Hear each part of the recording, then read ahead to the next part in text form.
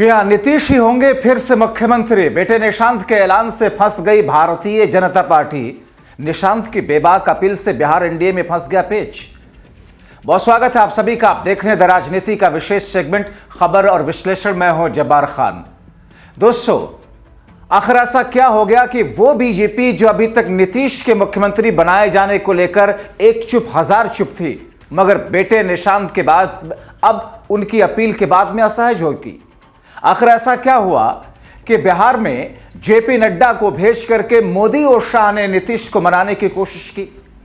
आखिर ऐसा क्या हुआ कि एक दिन पहले ही प्रधानमंत्री नरेंद्र मोदी के सामने नीतीश कुमार ने जब मुसलमानों की बात करके उनको असहज किया और उसके अगले ही दिन निशांत कुमार ने उनको मुख्यमंत्री बनाने का ऐलान कर दिया। एक तरीके से इस वक्त भारतीय जनता पार्टी के खेमे से लेकर के पूरे एनडीए में बिहार के अंदर एक अलग तरह की स्थिति उत्पन्न हुई है दोस्तों।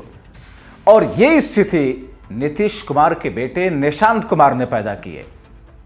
दोस्तों, बिहार से और बिहार के अंदर सीएम नीतीश के बेटे निशांत, जिनका एक बयान और उस बयान के बाहर आने के बाद में मोदी शाह खासतौर पर असहज हो गए।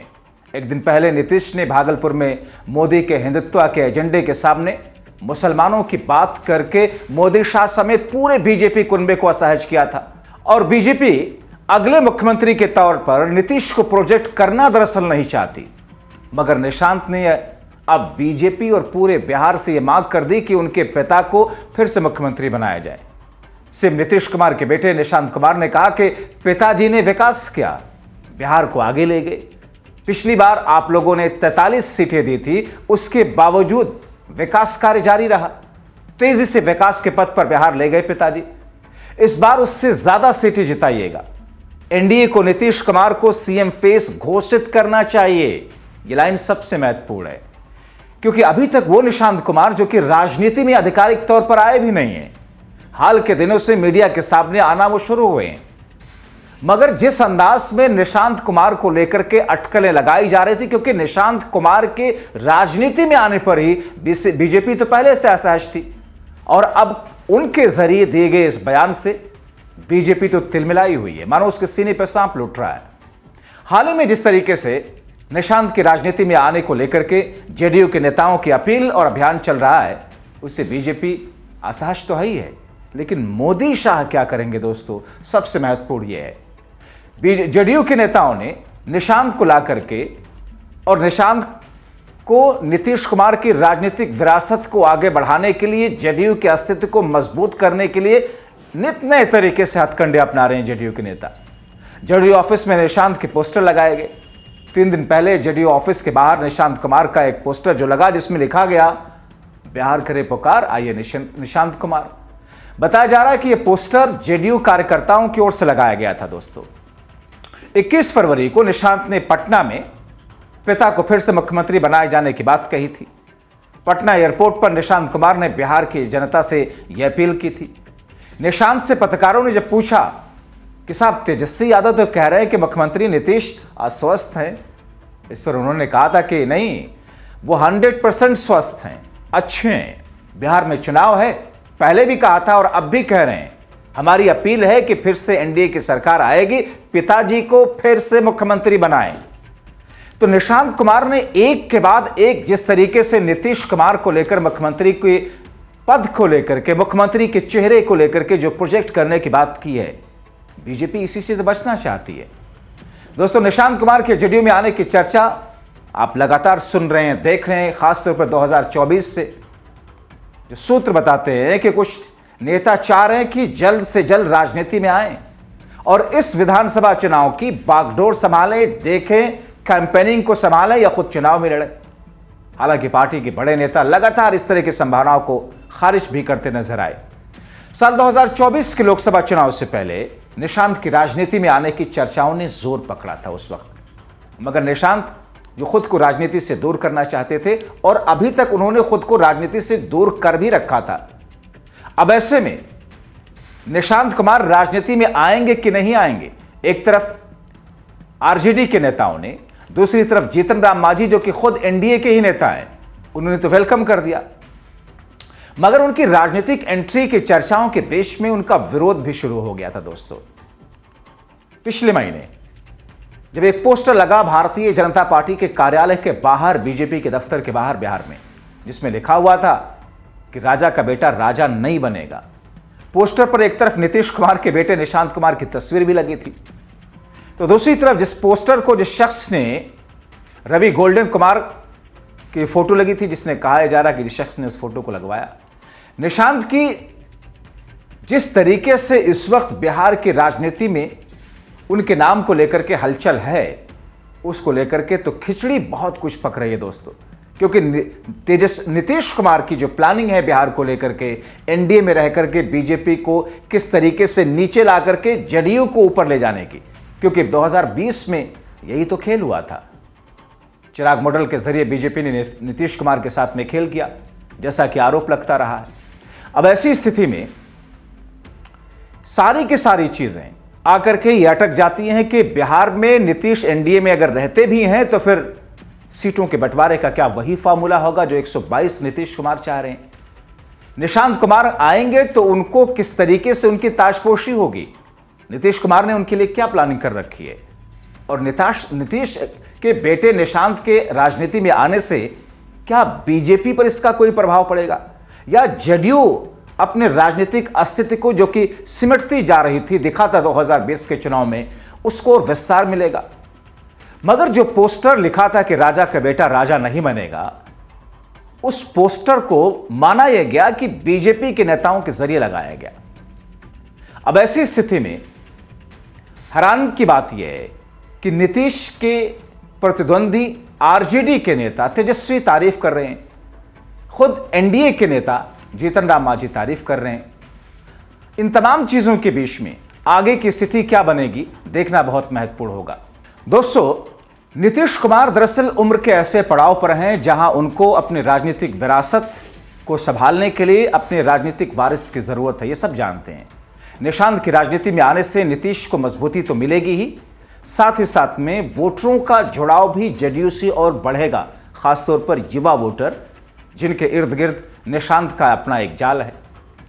अब ऐसी स्थिति में जदयू के कुछ नेता बार बार इस बात को लेकर के जोर आजमाइश कर रहे हैं कि साहब किसी तरीके से निशांत को पार्टी में लेकर के आया जाए, राजनीति में लाया जाए।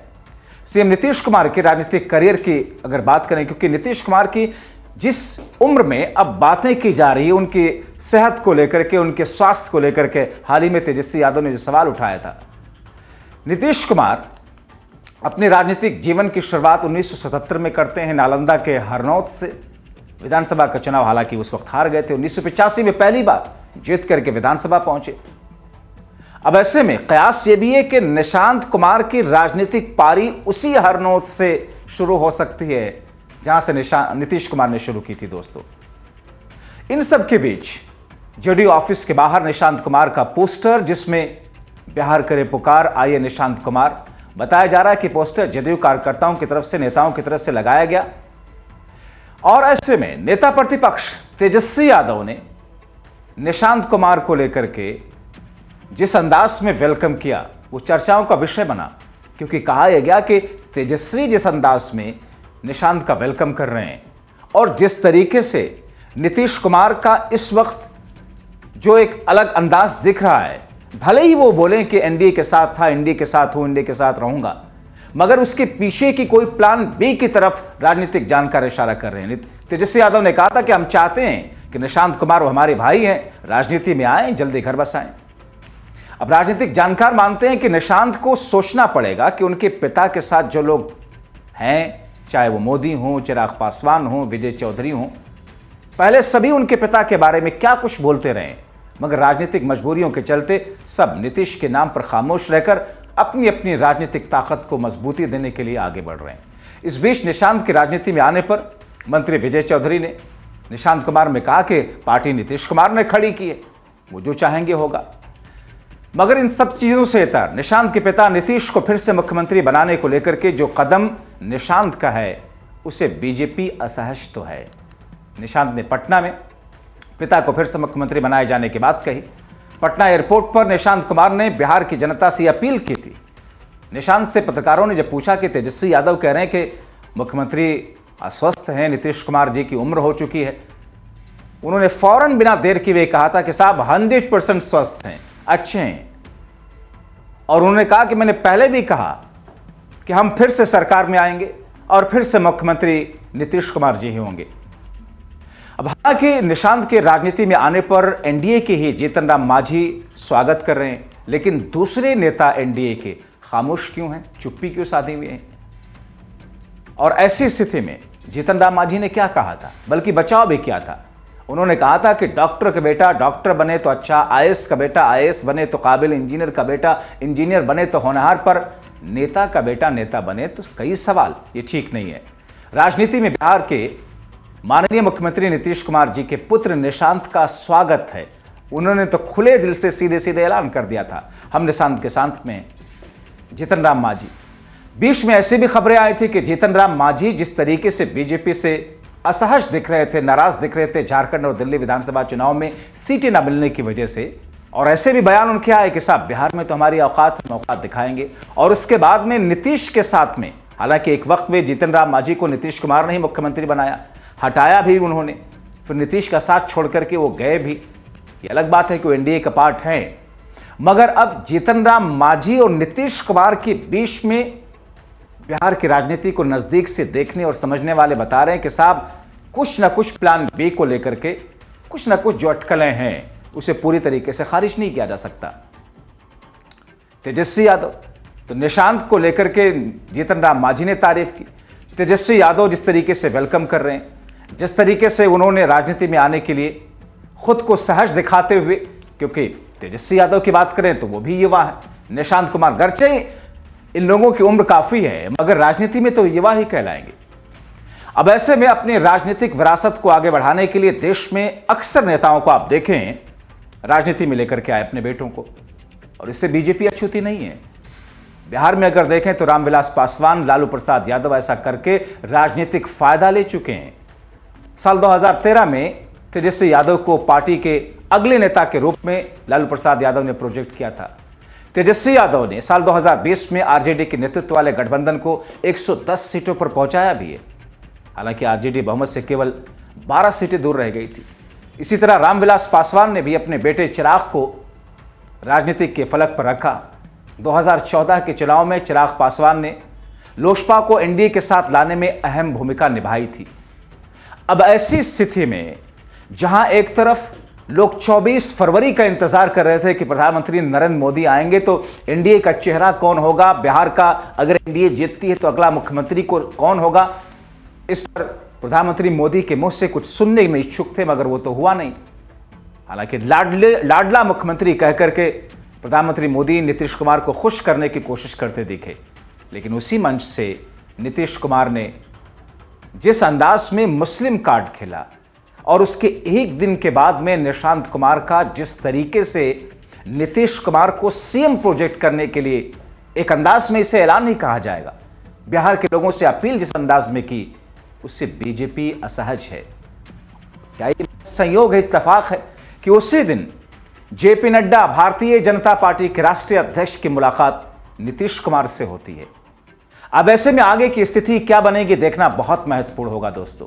मगर इन तमाम चीजों को लेकर के आप क्या सोचते हैं, अपनी राय कमेंट बॉक्स में जरूर लिखें। आप लाखों दर्शक जो हमें देखते सराहते हैं, आपसे अपील की आप खुद को जागरूक रखें, दूसरों को जागरूक रखने के लिए खबर को ज्यादा से ज्यादा उन तक पहुंचाएं शेयर करके, ताकि हर खबर जिनसे आपका सरोकार है आप तक पहुंचे सबसे पहले।